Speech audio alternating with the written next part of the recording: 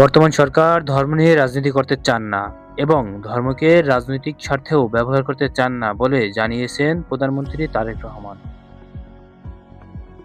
ধর্ম যার যার নিরাপত্তা পাবার অধিকার সবার বলে এমনটি আশ্বস্ত করে প্রধানমন্ত্রী বলেন, আমরা ধর্মকে রাজনৈতিক স্বার্থে ব্যবহার করতে চাই না।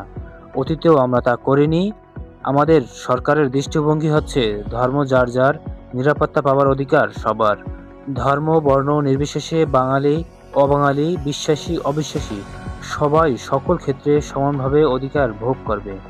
এটাই আমাদের বর্তমান সরকারের নীতি। বৃহস্পতিবার ৩০ এপ্রিল সকালে সচিবালয়ের মন্ত্রিপরিষদ বিভাগের জনপ্রশাসন সভাকক্ষে বৌদ্ধ সম্প্রদায়ের নেতৃত্ববৃন্দের সঙ্গে শুভেচ্ছা বিনিময়কালে এসব বলেন প্রধানমন্ত্রী তারেক রহমান। ধর্মকে রাজনৈতিক স্বার্থে আমরা ব্যবহার করতে চাই না, অতীতেও আমরা তা করিনি। নিরাপদ বাংলাদেশ বিনির্মাণ ও মুক্তিযুদ্ধ নিয়ে প্রধানমন্ত্রী বলেন, ধর্ম বর্ণ নির্বিশেষে বিশ্বাসী অবিশ্বাসী প্রতি মানুষের জন্যই একটি নিরাপদ বাংলাদেশ বিনির্মাণের আকাঙ্ক্ষা নিয়ে মুক্তিযোদ্ধারা বাংলাদেশের স্বাধীনতা অর্জন করেছিলেন। মুসলমান হিন্দু বৌদ্ধ খ্রিস্টান সবাই মিলে লাখো প্রাণের বিনিময়ে এই দেশটা আমরা স্বাধীন করেছিলাম। মুক্তিযুদ্ধের সময় কে কোন ধর্মের বর্ণের, কে বিশ্বাসী কিংবা অবিশ্বাসী এটি কারো জিজ্ঞাসা ছিল না। তাই স্বাধীন বাংলাদেশ আপনার আমার আমাদের সকলের। তিনি আরো বলেন, বর্তমান সরকারের একটি রাজনৈতিক দর্শন বাংলাদেশি জাতীয়তাবাদ। বাংলাদেশের এটি বারবার প্রমাণিত হয়েছে।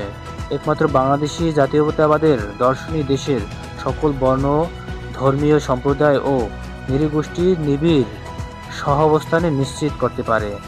সুতরাং আপনারা কেউ নিজেদেরকে কখনোই সংখ্যালঘু ভাববেন না। রাষ্ট্র আমার আপনার আমাদের পরিচয়। আমরা প্রত্যেকের নাগরিক, সকলে আমরা বাংলাদেশী। শুভেচ্ছা বিনিময়কালে দেশের সাম্প্রদায়িক সম্প্রীতি ও বৌদ্ধ সম্প্রদায়ের আর্থসামাজিক উন্নয়নের সরকারের বিভিন্ন পদক্ষেপ নিয়ে আলোচনা করা হয়।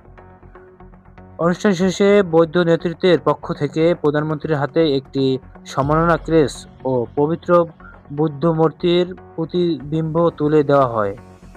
এ সময় উপস্থিত ছিলেন স্বরাষ্ট্রমন্ত্রী সালাউদ্দিন আহমেদ এবং ধর্মমন্ত্রী মোফাজ্জল হোসেন কায়কোবাদ।